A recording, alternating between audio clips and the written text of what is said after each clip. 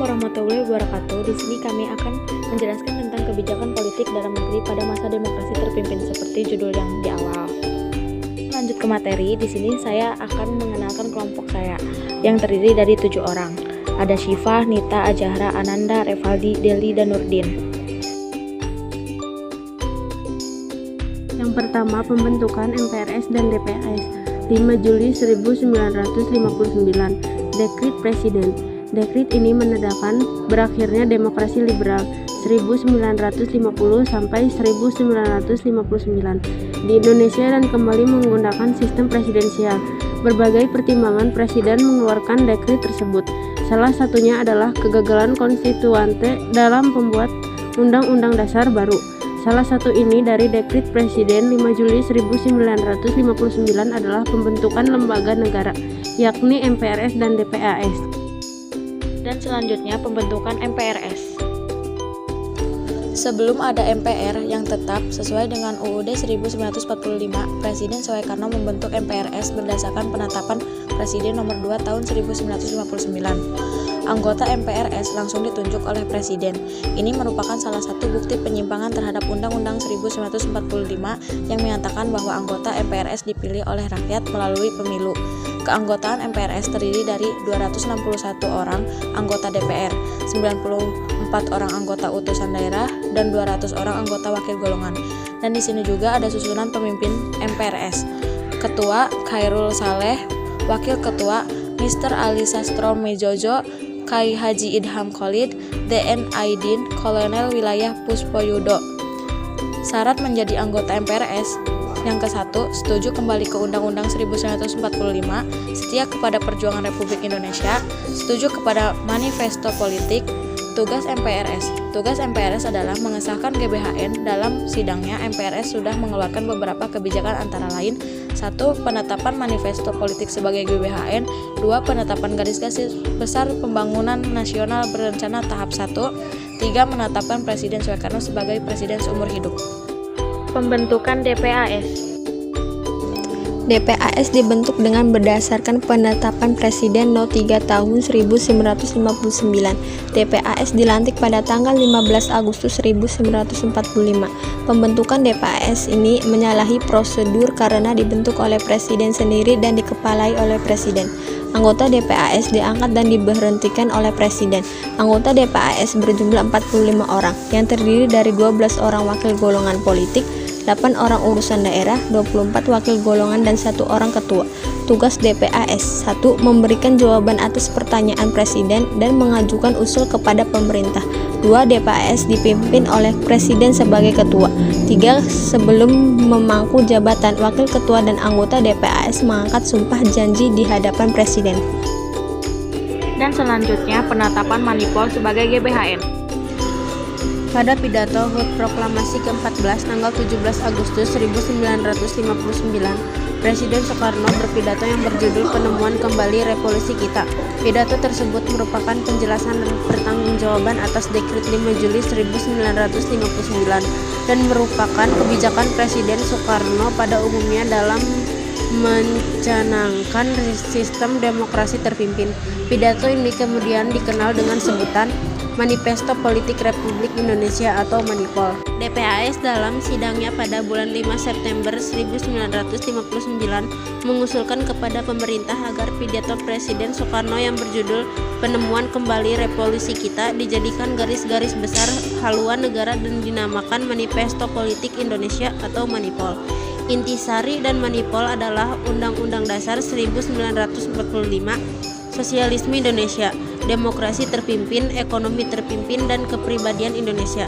Berdasarkan intisari tersebut, maka sering disebut dengan Manipol Usdek. Berdasarkan tapi MPRS nomor 1 tahun 1960, Manipol Usdek dijadikan sebagai GBHN. Dan yang selanjutnya pembubaran DPR dan pembentukan DPRGR. Salah satu penyimpangan demokrasi terpimpin dari Undang-Undang Dasar 1945 adalah pembubaran DPR atau Dewan Perwakilan Rakyat. Hasil pemilu tahun 1955 oleh Presiden Soekarno. Alasan dibubarkannya DPR adalah penolakan RABPN adalah DPR, di mana RABPN ini diajukan oleh lembaga yang berada di bawah kendali Presiden. Setelah dibubarkannya DPR, Presiden Soekarno kemudian membentuk suatu lembaga baru yang diberi nama Dewan Perwakilan Rakyat Gotong Royong atau DPR-GR, di mana semua anggota DPR-GR dipilih secara pribadi oleh Presiden Soekarno tanpa melalui pemilihan umum. Mengapa pembubaran DPR dianggap menyimpang? Hal ini disebabkan karena di dalam Undang-Undang Dasar 1945 telah disebutkan bahwa DPR merupakan lembaga legislatif yang memiliki kedudukan yang lebih tinggi dari Presiden yang merupakan lembaga eksekutif. Oleh karena itu, Presiden Soekarno tidak memiliki wewenang dan tidak dapat membubarkan DPR, sehingga pembubaran DPR oleh Presiden Soekarno telah menyimpang dari Undang-Undang Dasar 1945. Adapun pemasyarakatan Nasakom. Nasakom adalah sebuah konsep politik yang merupakan singkatan istilah yang terdiri dari 3 ideologi politik seperti nasionalisme, agama, dan komunisme. Konsep politik ini menjadi konsep yang diusung Presiden Soekarno pada periode Indonesia era demokrasi terpimpin. Istilah ini tercatat pertama kali dikemukakan oleh Soekarno pada periode Pergerakan Nasional Indonesia pada tahun 1926. Surat kabar terbitan organisasi naungan Soekarno yaitu Partai Nasional Indonesia atau PNI yang berjudul Soleha Indonesia Moeda membuat sebuah artikel yang berisi ajaran Nasakom.